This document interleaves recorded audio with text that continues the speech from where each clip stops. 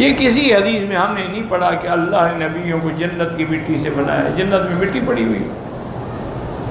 نہیں، تمہیں اللہ نے یہی عقل دیا ہے کہ جنت میں مٹی پڑی ہوئی ہے۔ اسی طرح تو ایک بدعتی مولوی نے لکھا نا جی کہ پیران پیر کو دستگیر کیوں کہتے ہیں؟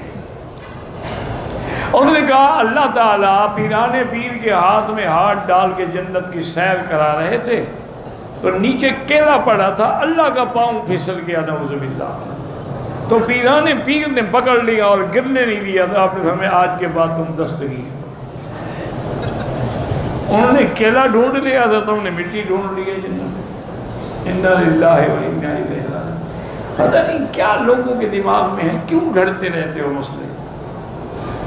علم نہیں ہے، عالم سے پوچھو، یہ تو نہیں کہ خود گھڑو۔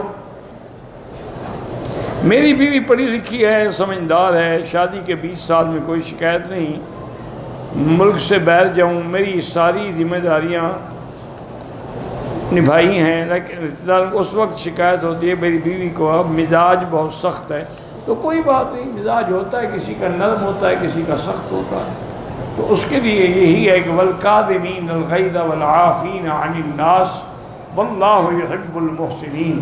یہ آیت پڑھ کے پانی پہ دم کر کے بیوی کو پلایا کرو اور دم بھی کیا کرو۔ میں نے طواف شروع کیا، جنازہ کھڑا ہو گیا، ایک چکر کے بعد میں نے جنازہ پڑھا، پھر وہیں سے طواف انشاءاللہ ہو جائے گا، لیکن اصول یہ ہے کہ اگر ایک چکر ہو تو پھر ابتدا سے دوبارہ شروع کریں۔